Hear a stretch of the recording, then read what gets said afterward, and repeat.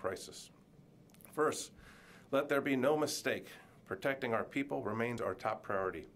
Our primary source of gaining competitive advantage and lethality is our people. To that end, consistent with the national and departmental guidance, both the United States Space Force and United States Space Command have embraced precautionary measures to safeguard the health of our people, our communities, and our mission. For example, in the best interest of health and safety, we have made the decision to cancel Space Flag 20-2, which was scheduled to occur in late April in the National Capital Region. We are mitigating the impacts of this cancellation by increasing local training opportunities and leveraging technology to maximize collaboration efforts. For the numbers, as of today, there are 3 of the 16,000 airmen that are assigned to the Space Force that are COVID positive, and currently there are no COVID positive cases in U.S. Space Command. In line with the Secretary's guidance, all of the Air Force installations that house our space units are at Health Protection Condition Charlie. I remain in lockstep with Secretary Barrett and General Goldfein to ensure our people who need care get the care that they need. We're employing protective measures, including hand washing, proactive medical screening, social distancing, teleworking, and teleconferencing. Second, the men and women in U.S. Space Command and the U.S. Space Force are executing our 24/7 no-fail missions to protect and defend our nation's space interests as directed in the National Defense Strategy. Whether it's operating in an increasingly competitive, congested, or contested space domain hundreds to thousands of miles above us, or continuing to provide space-enabling capabilities to the Joint and Allied Force mission partners and commercial sector, we are safely and effectively conducting our missions. In fact, just yesterday afternoon, we launched the nation's 6th advanced extremely high-frequency communication satellite. There are countless other examples, but I use the launch of a communication satellite to underscore the important role that space plays in support of our national defense, especially in times where communication and information is critical. There is nothing we do as a joint force that isn't enabled by space. The response to this crisis is no exception. The United States Space Force and the United States Space Command are working tirelessly to support the whole-of-government approach to COVID-19. From satellite communications to position navigation and timing to weather, climate predictions, consistent with Secretary Esper's recent comments, we are all in on a whole-of-government approach. As an example, forces assigned to U.S. Space Command optimized our wideband satellite constellation to provide essential additional bandwidth in response to a request from the USNS Mercy as it heads to Los Angeles to provide much-needed assistance to regional hospitals treating coronavirus patients. It's an honor to represent the United States Space Force and the United States Space Command, and we thank you and the American people for your continued support to our men and women in uniform during these challenging times. I'll now take your questions. Thanks, sir. We'll start in the room with Megan Myers, and then we'll go to the telephones to Dave Martin from CBS. So, to date, how many of those 16,000 airmen who are assigned to the Space Force, how many of them have transferred to actually be Space Force members, not Air Force members anymore? And is the outbreak kind of slowing down some of those personnel moves? Today, there's one person in the United States Space Force, and that's me. We've identified the second airman that will be, and that's Chief Master Sergeant Toberman. We're going to swear Chief Master Sergeant Toberman into the Space Force. The challenge is he's in Colorado and I'm here. And we also, this is a significant event. And these types of events where there's a ceremony required, we want to make sure that we can do it in a way that's safe and effective. But we've got the second one identified. And then in May, when about 64 cadets graduate from the Air Force Academy, they will get directly commissioned in to the United States Space Force. So the reason for my question is the pandemic slowing down some of those personnel moves and the general standing up of the Space Force itself? Well, it has clearly slowed down the swearing in of one person. We've identified that person. He's gainfully employed today doing the work. We will conduct the ceremony when we can do so safely. The next tranche of folks that will come in are in May with the Air Force Academy graduation. So that's on schedule? That's on. As far as that is. Well, the reason I'm asking is because, you know, by the end of the year, there were supposed to be thousands of people who were going to we're on track for that. Okay. We're on track for that. Okay, let's go to the phone line. Dave Martin. Has The virus affected the space operations of either China or Russia? I'm not aware of that. I'll tell you, we continue to operate our capabilities with no impact. We have taken prudent measures to limit our operations floors to mission essential only. We've done increased sanitation procedures on the ops floors. We've taken actions to identify crews and put them in cohorts so they don't mingle. And I'm very confident in our capabilities to operate our capabilities for our nation and our allies.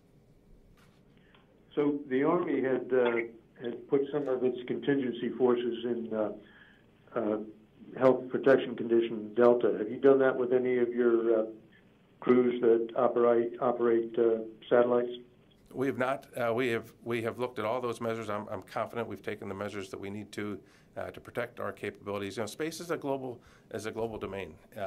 We operate largely from 5 primary installations, but we have sites around the globe. You know, from the Arctic to the Pacific and everywhere in between. So there's not a one-size-fits-all. I have personally done a scrub of all of our operations to make sure that we've got the appropriate measures in place, depending on the mission, depending on the location, and depending on the health threat, if you will. Okay, Tara Kopp. Thank you for doing this. Of the 3 that are positive, can you say where they are located?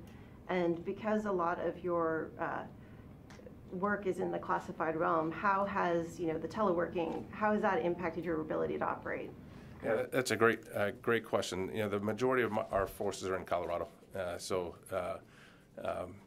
that's where most of our folks reside today, and that's where those cases have occurred throughout Colorado. I'm not going to get into the specific units, for example, or specific locations.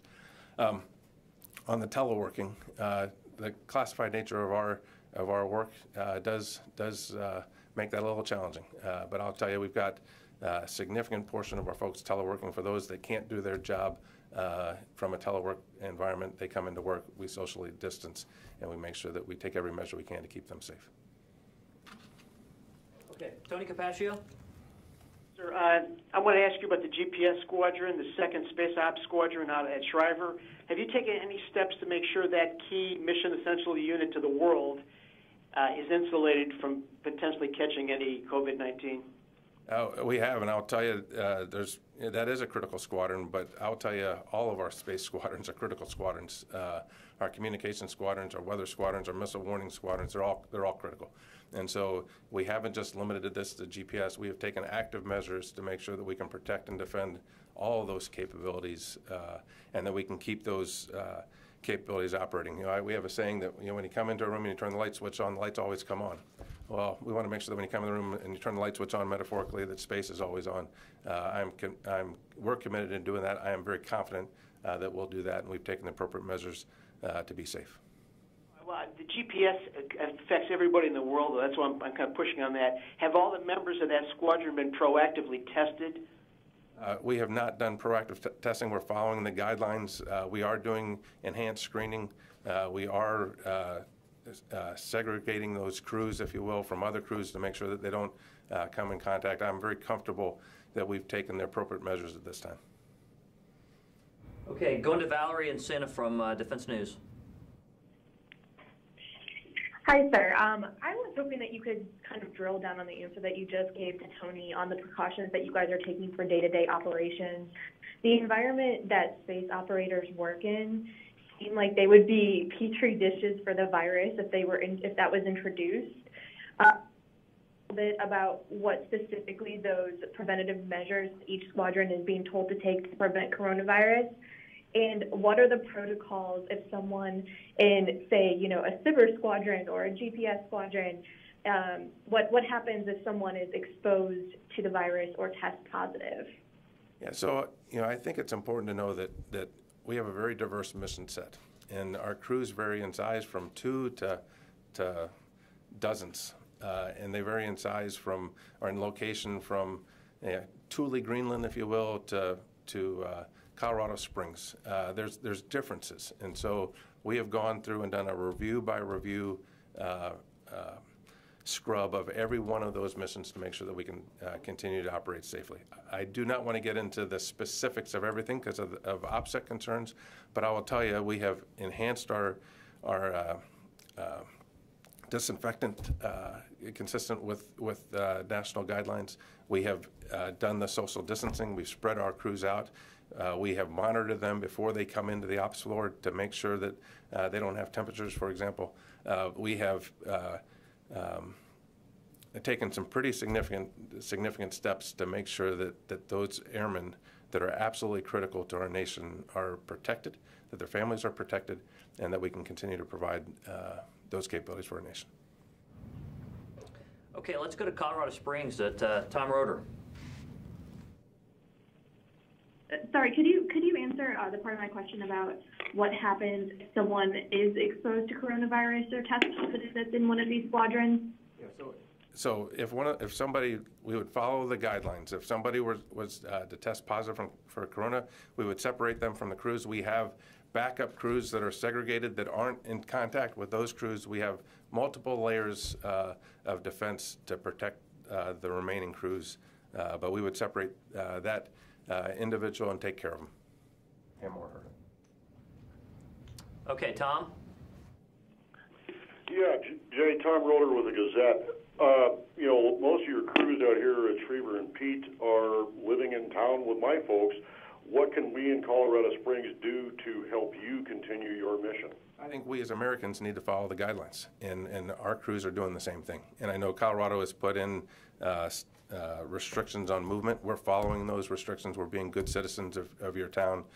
We are making sure that we limit our maneuver to only mission essential business. We're taking care of our families and friends and coworkers, and in doing so, we also help out the community. I would encourage everybody in America to follow those guidelines to keep us all safe. Okay, and moving to Oriana from military.com. Hi, sir.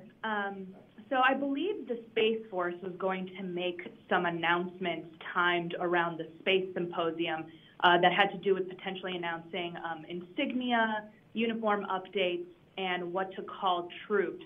But given that the Space Symposium is no longer happening, when can Space Force members expect to be getting these updates?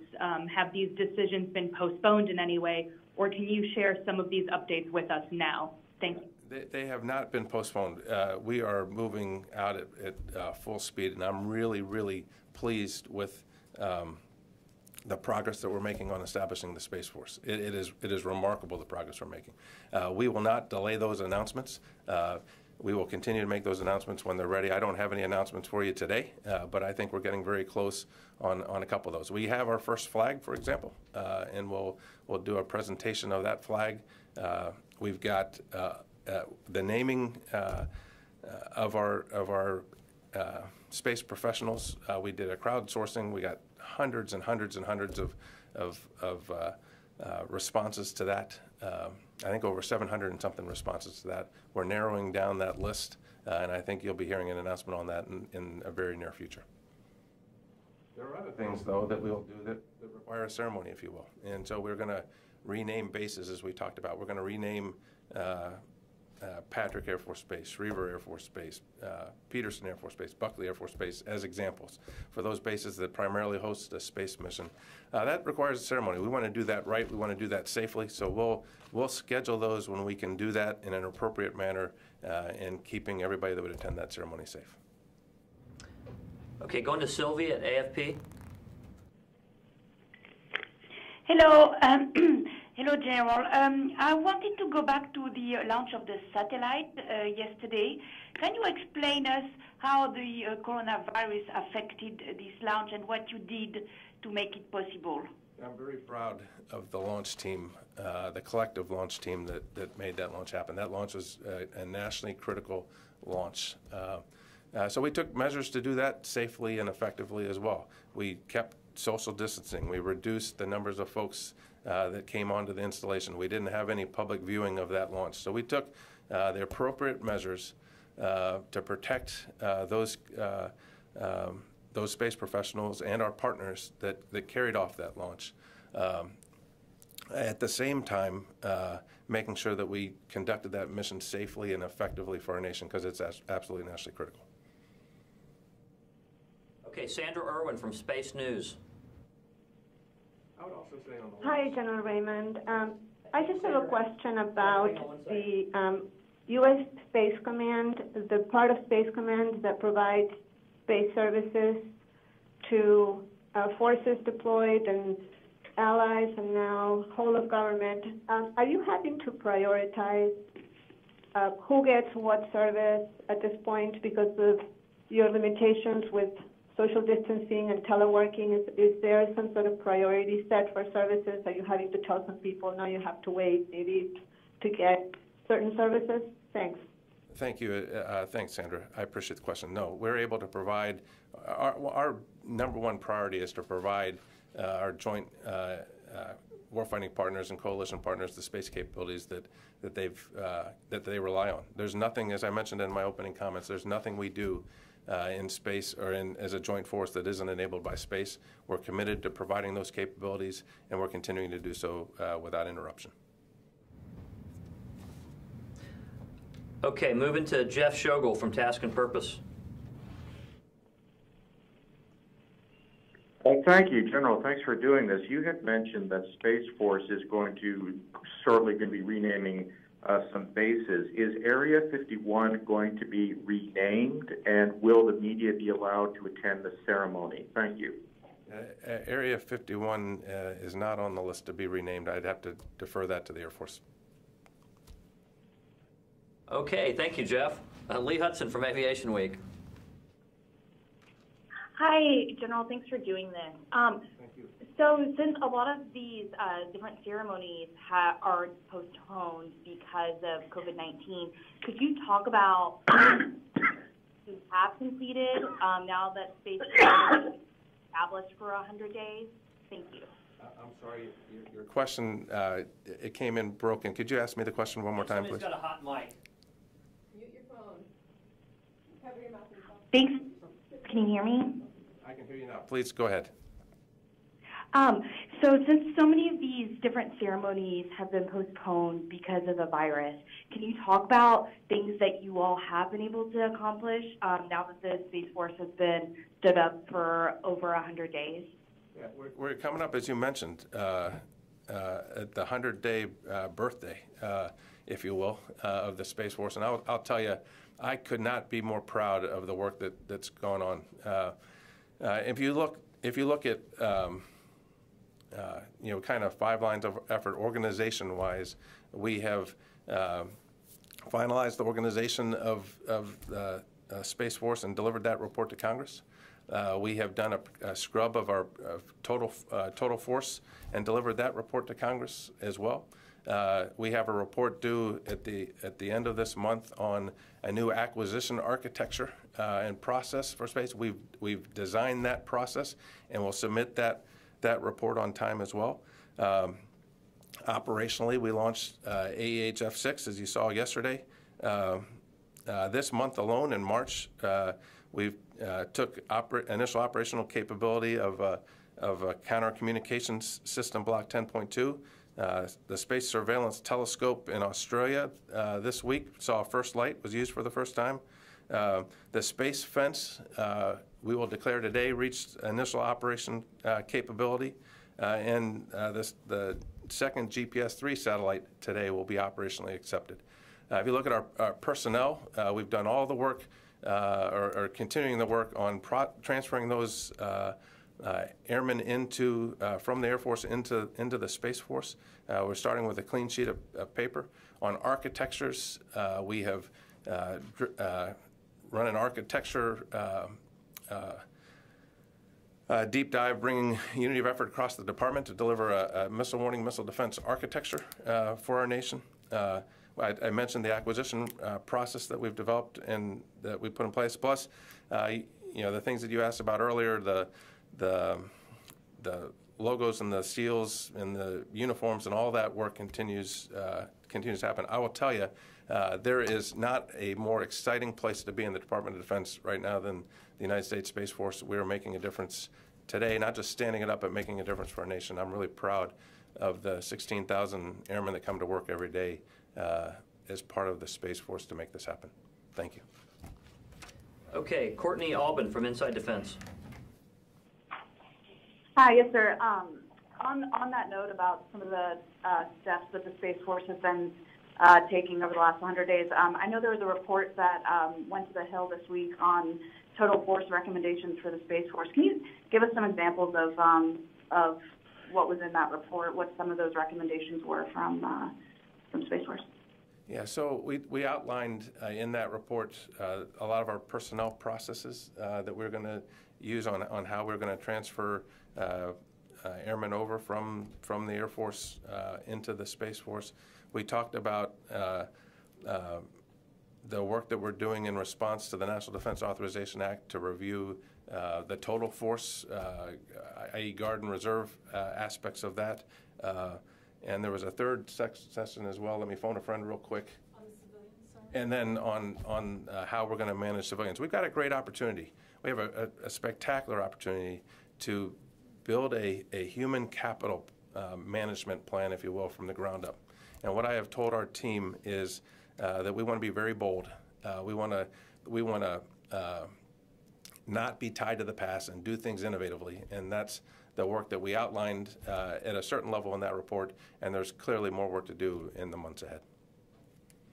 Does the report recommend a Space Guard? The report says we're conducting the study. That study is ongoing now as directed by the National Defense Authorization Act, and then we'll report back once that study's done. Okay, we're going to try to knock out 3 more questions, which will take everybody. I think all the questions we have on the line. We're going to go to Jack from Foreign Policy.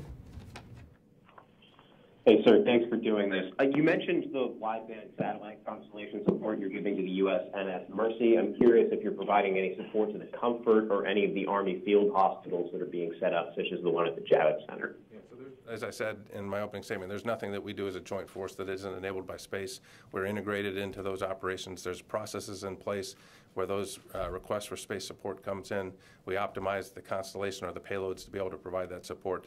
And we're doing that for every request that we may get. Over. Okay. Mr. Kim from the Korean Service. Thank you, sir, for doing this. So you mentioned about also balancing the readiness. With that, I have a question on North Korea. North Korea is also known for a space jamming capability country, and what is the role, what do you see trends on North Korea at this moment? And as North Korea has fired 3 consecutive short-range missiles, and U.S. Spacecom later on is planning for much more non-kinetic weapons like the missile defense, like the directed energy. When would we see this fielded? Thank you. I'm sorry, can I get you to repeat the question one more time? I was having trouble hearing you. Oh, so I have a question regarding on North Korea. So North Korea is also known for a space jamming country, nation, one of the capable country. And what is the role on Spacecom on dealing with this?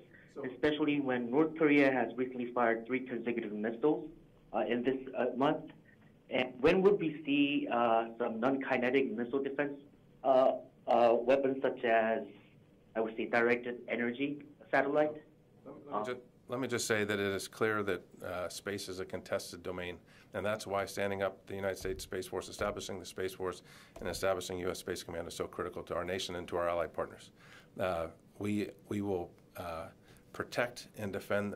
In our national security strategy, it says assured access to space is a vital national interest, and that we're going to protect and defend those capabilities from anybody that may choose to do those harm. We're prepared to do that today, and that is our focus. On the missile defense piece, our role in the missile defense is to provide the unblinking eye, if you will, for warning against any missile launches. We do that today.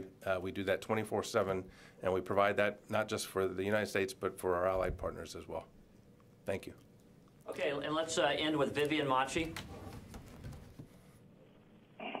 Hi, sir. Thanks so much for doing this. I just wanted to ask about the decision, the ongoing process to select a Space Command headquarters. I know that was already pushed back till probably after the election.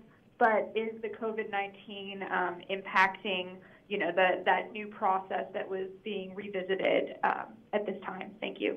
The Air Force is running that process, and I am not aware of any impacts that COVID-19 has on that process. I would like to say thank you again for being here, and thank you for covering the Space Force and U.S. Space Command. My heart goes out to those that are sick, and for those caregivers in the medical community that is working so hard to protect our citizens. And again, my hat's off to them. And I think there might be one more question, Tara. Just to follow up on Jack's question, have you received a request from anyone besides the Mercy to provide bandwidth or communications? I don't have that off the top of my head, but I can get that to you. I just don't have that level of fidelity here with me. But it's a routine process. It's a process that we have put in place that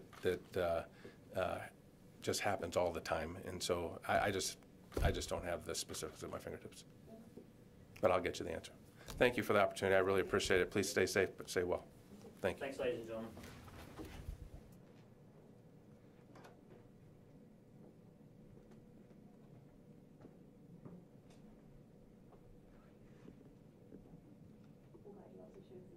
Today. I was like, maybe one of the last days. Yeah. I almost didn't